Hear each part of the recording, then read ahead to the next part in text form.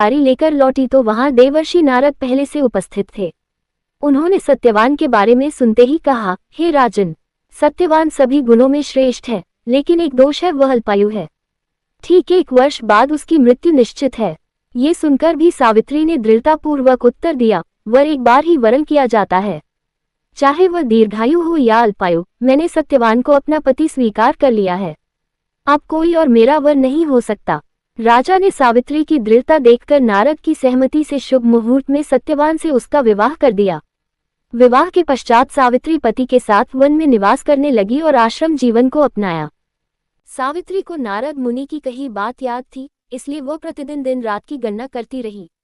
जब सत्यवान की मृत्यु के 3 दिन शेष रह गए, तब सावित्री ने उपवास का संकल्प लिया।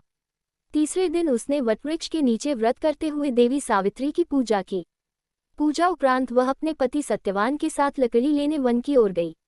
वन में सत्यवान को अचानक सिर में तेज पीड़ा हुई और वह सावित्री की गोद में सिर रखकर लेट गया।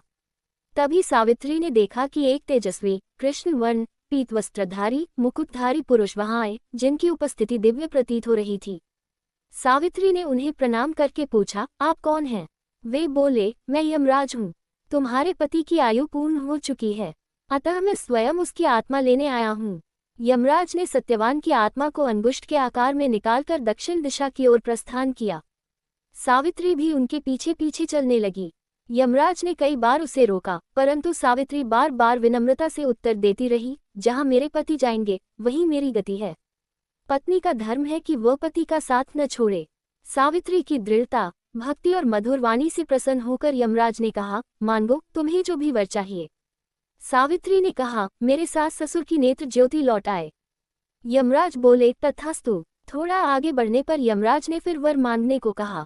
सावित्री ने कहा, मेरे ससुर को उनका खोया हुआ राज्य प्राप्त हो।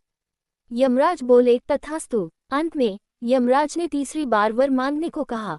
सावित्री ने कहा, मुझे सत्यवान से उत्पन्न 100 पुत्रों का वर दीजिए। यमराज मुस्कुराए और बोले, तथास्तु। परंतु अगले ही क्षण उन्हें भाव हुआ कि यह वर तभी संभव है जब सत्यवान जीवित रहेगा।